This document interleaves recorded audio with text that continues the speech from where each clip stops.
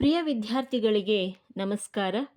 ಈ ದಿನ ನಾವು ಪ್ರಥಮ PUC ವಿದ್ಯಾರ್ಥಿಗಳಿಗೆ ಸಂಬಂಧಪಟ್ಟ ಹಾಗೆ ಇರುವಂತಹ ಕನ್ನಡದ ಪಠ್ಯ ಸಾಹಿತ್ಯ ಸಂಕಲನದ 13ನೆಯ ಪದ್ಯ ಹೊಲಿಗೆ ಯಂತ್ರದ ಅಮ್ಮಿ ಆರಿಫ್ ರಾಜಾ ಅವರ ವಿರಚಿತ ಒಂದು ಪದ್ಯವನ್ನು ಚರ್ಚಿಸೋಣ. ಮೊದಲಿಗೆ ಕವನ ಕವಿ ಆರಿಫ್ ರಾಜಾ ಅವರ ಕಿರುಪರಿಚಯವನ್ನು ಮಾಡಿಕೊಳ್ಳೋಣ. ಆರಿಫ್ ರಾಜಾ ಅವರು ರಾಯಚೂರು ಜಿಲ್ಲೆಯ ದೇವದುರ್ಗ ತಾಲೂಕಿನ ಅರಕೆರ ಗ್ರಾಮದಲ್ಲಿ ಜನಿಸಿದಂಥವರು. ಇವರು ರಾಯಚೂರು ಜಿಲ್ಲೆಯ ಉಪ್ರಾಳ ಕ್ಯಾಂಪ್ನಲ್ಲಿ ಸರಕಾರಿ ಪ್ರಾಥಮಿಕ ಶಾಲೆಯ ಶಿಕ್ಷಕರಾಗಿ ಸೇವೆಯನ್ನು ಸಲ್ಲಿಸ್ತಾ ಇರ್ತಕ್ಕಂಥದ್ದನ್ನು ನಾವಿಲ್ಲಿ ನೋಡಬಹುದು.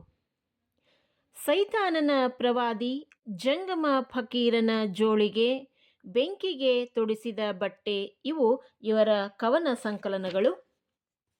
ಜಂಗಮ ಫಕೀರನ ಜೋಳಿಗೆ ಸಂಕಲನಕ್ಕೆ ಗುಲ್ಬರ್ಗಾ ವಿಶ್ವವಿದ್ಯಾಲಯದ ಪುಸ್ತಕ ಪ್ರಶಸ್ತಿ, ಬೇಂದ್ರೆ ಪುಸ್ತಕ ಬಹುಮಾನ ಹಾಗೂ 2012ರ ಕೇಂದ್ರ ಸಾಹಿತ್ಯ ಅಕಾಡೆಮಿಯ ಯುವ ಪುರಸ್ಕಾರ ಪ್ರಶಸ್ತಿಗಳು ಕೂಡ ಇವರಿಗೆ ದೊರೆತಿರ್ತಕ್ಕಂಥದ್ದು. ಇವರ ಕವಿತೆಗಳು ಭಾರತದ ಹಲವು ಭಾಷೆಗಳಿಗೆ ಅನುವಾದಗೊಂಡಿರುವುದು ಕನ್ನಡ ಸಾರಸ್ವತ ಲೋಕಕ್ಕೆ ಹೆಮ್ಮೆಯ ಸಂಗತಿ. ಪರ್ಷಿಯನ್ ಭಾಷೆಯಲ್ಲಿ ರಚಿತವಾದಂತಹ ಭಾರತದ ಸಮಕಾಲೀನ ಕವಿತೆಗಳು ಅನ್ನುವಂತಹ ಸಂಕಲನದಲ್ಲಿ ಇವರ ರಚನೆಗೊಂಡಿರ್ತಕ್ಕಂತಹ ಅನುವಾದಿತ ಕವಿತೆಗಳನ್ನು ನಾವು ನೋಡಬಹುದು. ಧರ್ಮಾಂಧತೆ, ಅಂಧಶ್ರದ್ಧೆ ಹಾಗೂ ವೈಷಮ್ಯಗಳಿಂದ ತತ್ತರಿಸುತ್ತಿರುವಂತಹ ವಾತಾವರಣವನ್ನು ಕವಿ ಹೊಲಿಗೆ ಯಂತ್ರದ ರೂಪಕದೊಂದಿಗೆ ಕಟ್ಟಿಕೊಡುವ ಪ್ರಯತ್ನವನ್ನು ಈ ಒಂದು ಕವನದಲ್ಲಿ ಮಾಡಿದ್ದಾರೆ. ತಾಯಿಯ ಕೌಶಲ, ಶಕ್ತಿ, ಸಾಮರ್ಥ್ಯ, ವ್ಯಕ್ತಿತ್ವ ಹಾಗೂ ಸೃಷ್ಟಿಯ ಗುಣಗಳನ್ನು ಕಾಣಬಹುದಾಗಿದೆ ಈ ಒಂದು ಪದ್ಯದಲ್ಲಿ. ಅಮ್ಮಿಯ ಶ್ರಮ ಕಾವ್ಯವಾಗಿ ರೂಪವನ್ನು ಪಡೆದಿರ್ತಕ್ಕಂಥದ್ದು ಅಮೋಘ. ಕತ್ತರಿ, ಸೂಜಿ ಹಿಡಿದಿರುವಂತಹ ಅಮ್ಮಿ ಚಿಂದಿ ಮನಸ್ಸುಗಳನ್ನು ಹೊಲಿದು ಒಂದು ಮಾಡುತ್ತಾಳೆ. ದುಡಿದು ಸಂಸಾರವನ್ನು ಸಾಕುವ ತಾಯಿಯ ಒಂದು ಚಿತ್ರಣವನ್ನು ಇಲ್ಲಿ ಅತ್ಯದ್ಭುತವಾಗಿ ಕಟ್ಟಿಕೊಡುವ ಪ್ರಯತ್ನವನ್ನು ಕವಿಗಳು ಮಾಡಿದ್ದಾರೆ. ತಾಯಿ ಲೋಕದ ದೈವ. ಮಾನವ ಸಮಾಜದಲ್ಲಾಗಲಿ ಪ್ರಾಣಿ ಸಮಾಜದಲ್ಲಾಗಲಿ ತಾಯಿ ಪೊರೆಯುವಂತಹ ಗುಣಗಳನ್ನು ಹೊಂದಿರ್ತಾಳೆ ಅನ್ನೋದು ಸತ್ಯ. ತನ್ನ ಮಕ್ಕಳಿಗೆ ಕಷ್ಟಗಳನ್ನು ನಿವಾರಿಸೋದಕ್ಕೆ ಸತತವಾದ ಪ್ರಯತ್ನವನ್ನು ಮಾಡ್ತಾನೆ ಇರ್ತಾಳೆ ತಾಯಿ. ಅದಕ್ಕಾಗಿ ತನ್ನ ಇಡೀ ಜೀವನವನ್ನು ಗಂಧದ ರೀತಿಯಲ್ಲಿ ತೇಯ್ತಾ ಹೋಗುವಂಥದ್ದು, ಇಡೀ ಜೀವಮಾನವನ್ನು ಮಕ್ಕಳ ಶ್ರೇಯಸ್ಸಿಗಾಗಿಯೇ ಮುಡಿಪಿಡುವಂತಹ ತಾಯಿ ದೈವವನ್ನು ಗೌರವಿಸುವಂತಹ ಹಾಗೂ ಕಾಪಾಡುವಂತಹ ಹೊಣೆಗಾರಿಕೆ ಪ್ರತಿಯೊಬ್ಬ ಮಕ್ಕಳ ಒಂದು ಧ್ಯೇಯವಾಗಿರಬೇಕು ಅನ್ನುವಂಥದ್ದು. ಮೊದಲಿಗೆ ನಾನು ಈ ಒಂದು ಕವನವನ್ನು ಓದ್ತೀನಿ, ನಂತರ ಇದರ ಭಾವಾರ್ಥವನ್ನು ಹೇಳುವ ಪ್ರಯತ್ನವನ್ನು ಮಾಡ್ತೀನಿ. ರೊಟ್ಟಿ ಪಾಲು ಮಾಡಿದಂತೆ ಬಟ್ಟೆ ಗಡಿಕೊರೆದು ಕತ್ತರಿಸುವ ಅಮ್ಮಿ ತುಂಡು ತುಂಡು ಸೇರಿಸಿ ಹೊಲಿದು ಒಂದು ಮಾಡುತ್ತಾಳೆ. ಒಂದು ಕೈಯಲ್ಲಿ ಕತ್ತರಿ, ಮುಖವಾಡ ಒಡೆದು ಬಯಲಾಗಲು ಮತ್ತೊಂದು ಕೈಯಲ್ಲಿ ಸೂಜಿ, ಲೋಕದ ಮಾನ ಕಾಪಾಡಲು. ಕಾಲಿನಿಂದ ಪೆಡಲು ತುಳಿಯುವ ಅಮ್ಮಿ ಚಕ್ರ ತಿರುಗಿಸಿದಂತೆಲ್ಲ ಇತಿಹಾಸ ಒಂದು ಸುತ್ತು ಉರುಳುತ್ತದೆ. ಸೂಜಿ ಮೂಗಿಗೆ ದಾರ ಪೋಣಿಸುವ ಅಮ್ಮಿ ಸಂತೆಯಲ್ಲಿ ಕೊಂಡು ತಂದ ನಿರಾಕಾರ ಮಾನಕ್ಕೆ ಹೊಲಿಗೆ ಹಾಕಿ ರೂಪ ನೀಡುತ್ತಾಳೆ. ಆಕಾಶದಂತಹ ಕಡಲಿನಂತಹ ಬಟ್ಟೆಗೆ ನಮೂನೆಯ ಪಾತ್ರ ಕೊಡುವ ಅಮ್ಮಿಯೇ ಸೃಷ್ಟಿಕರ್ತೆ. ಅಮ್ಮಿಯ ಕಣ್ಣು, ಮೂಗು, ಹಣೆ ರೋಮಗಳಿಂದ ಇಳಿಯುವ ಉಪ್ಪು ನೀರಿನಿಂದಲೇ ಈ ನಿಗೂಢ ಬದುಕಿನೊಳಗೆ ನಿರ್ಜೀವ ಬಟ್ಟೆಯ ಪ್ರವೇಶ. ಬಣ್ಣ ಬಣ್ಣದ ಬಟ್ಟೆ ಹೊಲಿದು ಜಗಕ್ಕೆ ಉಡಿಸುವ ಅಮ್ಮಿ ಯಾವಾಗಲೂ ಧರಿಸುವುದು ಹಾಲು ಬಿಳಿ ಸೀರೆ. ಚಿಂದಿ ಮನಸ್ಸುಗಳನ್ನು ಜೋಡಿಸಲು ಸೂಜಿ ಇದೆ, ಗೋಲ ವಿಶ್ವ ದಾರಿ ಸಾಗಲು ರಾಟೆ ಇದೆ. ಲೋಕವಿಕಾರಗಳನ್ನು ಕಡಿದು ಹಾಕಲೆಂದೇ ಕೈಯಲ್ಲಿ ಕತ್ತರಿ. ಹರಿದ ಚಂದ್ರ, ತೂತು ಬಿದ್ದ ನಕ್ಷತ್ರ, ಯಾರದೋ ಚಾಟಿ ಏಟಿಗೆ ಗಿರ್ರನೆ ತಿರುಗುವ ಗ್ರಹ ಬುಗುರಿಗಳು. ದಿಕ್ಕು ದೆಸೆಯಿಲ್ಲದೆ ಅಲೆಯುವ ಅಲೆಮಾರಿ ಉಲ್ಕೆಗಳು ಧೂಮಕೇತುಗಳು ನಿದ್ದೆ ಬಾರದೆ ಒದ್ದಾಡುತ್ತಿರಲು ಒಂದು ಹಾಸಿಗೆ ಬೇಕು ಅಮ್ಮಿ ಹೊಲಿದುಕೊಡು. ಕಟ್ಟಿಕೊಂಡ ಗಂಡನನ್ನ ಹೊಟ್ಟೆಯ ಮಗುವಿನಂತೆ ಸಾಕಿ ಹೊಲಿಗೆ ಯಂತ್ರದ ಕೂಡ ಕಾಲು ಶತಮಾನ ಕಳೆದ ನನ್ನ ಅಮ್ಮಿಗೆ ನಮಾಜ್ ಎಂದರೆ ಜುಮ್ಮಾ, ಈದ್ ಎಂದರೆ ದೂದ್ ಕುರ್ಮಾ.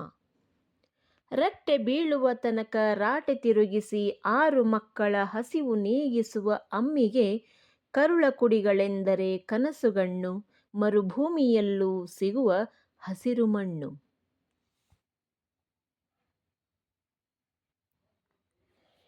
ನೋಡಿ, ಕವಿಕೃತಿ ಪರಿಚಯವನ್ನು ಮಾಡುವಾಗಲೇ ಒಂದಷ್ಟು ವಿಚಾರಗಳನ್ನು ನಾವು ಚರ್ಚೆ ಮಾಡಿದ್ವಿ. ಹೊಲಿಗೆ ಯಂತ್ರದ ಅಮ್ಮಿ ಅನ್ನುವಂಥ ಒಂದು ಪದ್ಯವನ್ನು. ಸಾರಾಂಶವನ್ನು ನೋಡೋದಾದರೆ, ಅಮ್ಮಿ ಹೊಲಿಗೆ ಕೆಲಸವನ್ನು ಮಾಡುವಂತಹ ಒಬ್ಬ ಹೆಣ್ಣು ಮಗಳು. ಮಕ್ಕಳಿಗೆ ರೊಟ್ಟಿಯನ್ನು ತುಂಡು ತುಂಡು ಮಾಡಿಕೊಡುವ ರೀತಿಯಲ್ಲಿ ಬಟ್ಟೆಗಳನ್ನು ಅಳತೆಗೆ ತಕ್ಕ ಹಾಗೆ ಕತ್ತರಿಸಿ ಮತ್ತೆ ಅವುಗಳನ್ನು ಹೊಲಿದು ಒಂದು ಮಾಡುವಂತಹ ಕೌಶಲವನ್ನು ಇಲ್ಲಿ ಹೇಳುವ ಪ್ರಯತ್ನವನ್ನು ಕವಿ ಮಾಡ್ತಾ ಬಂದಿದ್ದಾರೆ. ರೂಪಕದ ರೀತಿಯಲ್ಲಿ ಅಂತ ಆವಾಗಲೇ ನಾವು ಚರ್ಚೆಯನ್ನು ಮಾಡಿದ್ವಿ. ಲೋಕದ ಚಿಂದಿ ಮನಸ್ಸುಗಳನ್ನು ಜೋಡಿಸುವುದಕ್ಕಾಗಿಯೇ ಸೂಜಿಯನ್ನು, ಲೋಕದ ವಿಕಾರಗಳನ್ನು ಕತ್ತರಿಸಿ ಹಾಕುವುದಕ್ಕಾಗಿಯೇ ಕತ್ತರಿಯನ್ನು ಕೈಲಿ ಹಿಡಿದು ನಿಂತಿದ್ದಾಳೆ ಆ ಹೊಲಿಗೆ ಯಂತ್ರದ ಅಮ್ಮಿ. ಜಗತ್ತಿನ ದಾರಿ ಸಾಗಲು ಗುಂಡಾದಂತಹ ಗಾಲಿ ಇದೆ ಅಂದರೆ ಆ ರಾಟೆ, ಆ ಚಕ್ರ ಇದೆಯಲ್ಲ, ಹೊಲಿಗೆ ಯಂತ್ರದ ಚಕ್ರ, ಅದನ್ನು ಹೋಲಿಕೆಯನ್ನು ಮಾಡಿದ್ದಾರೆ.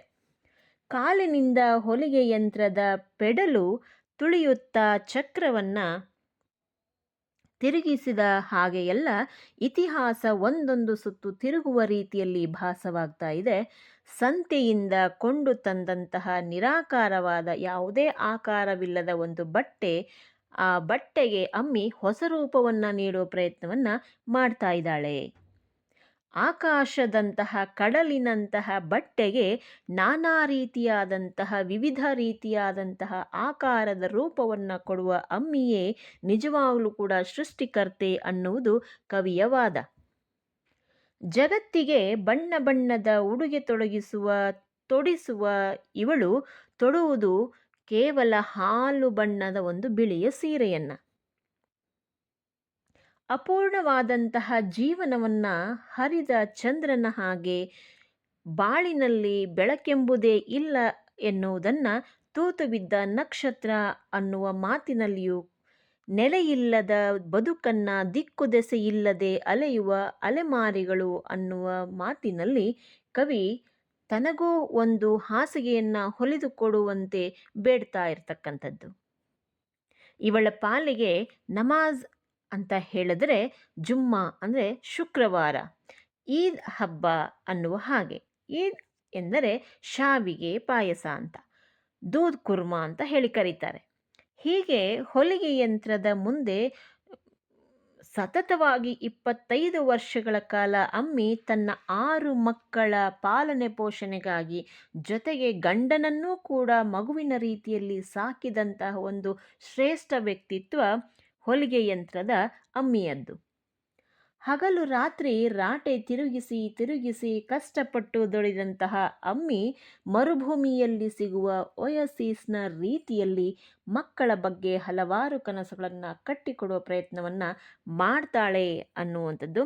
ಒಟ್ಟಾರೆಯಾಗಿ ತಾನು ತನ್ನ ಸಂಸಾರವನ್ನು ಅಚ್ಚುಕಟ್ಟಾಗಿ ನಿಭಾಯಿಸುವುದಕ್ಕಾಗಿ ತನ್ನ ಬದುಕನ್ನು ಹೇಗೆ ಆಕೆ ಇಡೀ ತನ್ನ ಪ್ರೀತಿಯನ್ನು ಹೇಗೆ ಮಕ್ಕಳಿಗಾಗಿ ಗಂಡನಿಗಾಗಿ ತೊಡಗಿಸಿ ಅವರ ಬದುಕನ್ನು ರೂಪಿಸುವಲ್ಲಿ ಪ್ರಯತ್ನವನ್ನು ಪಡ್ತಾಳೋ ಅದನ್ನು ಇಲ್ಲಿ ರೂಪಕವಾಗಿ ತೆಗೆದುಕೊಂಡಂತಹ ಕವಿ ಈ ಹರಿದ ಮನಸ್ಸುಗಳನ್ನು ಒಂದು ಮಾಡುವ, ಚಿಂದಿಯಾಗಿರುವಂತಹ ಈ ಪ್ರಪಂಚದಲ್ಲಿರುವಂತಹ ಮನಸ್ಸುಗಳನ್ನು ಒಂದುಗೂಡಿಸುವುದಕ್ಕಾಗಿ ಹೀಗೆ ಪ್ರಯತ್ನ ಪಡಬೇಕು ಅನ್ನುವಂತಹ ರೂಪಕಗಳನ್ನು ಹೇಳುವ ಮೂಲಕ ಈ ಒಂದು ಪದ್ಯದಲ್ಲಿ ಅದ್ಭುತವಾದಂತಹ ಒಂದು ವಿಚಾರಗಳನ್ನು ಓದುಗರಿಗೆ ತಂದುಕೊಡುವ ಪ್ರಯತ್ನವನ್ನು ಮಾಡಿದ್ದಾರೆ ಅಂತಕ್ಕಂಥದ್ದು. ಇದಿಷ್ಟು ಈ ಒಂದು ಪದ್ಯದ ಸಾರಾಂಶ ಮತ್ತು ವಿಚಾರಗಳು. ಯಾರೆಲ್ಲ ಈ ಒಂದು ಚಾನಲನ್ನು ನೋಡ್ತಾ ಇದ್ದೀರಿ, ಸಬ್ಸ್ಕ್ರೈಬ್ ಮಾಡೋದ್ರ ಮೂಲಕ ಸಪೋರ್ಟನ್ನು ಮಾಡಿ. Thank you.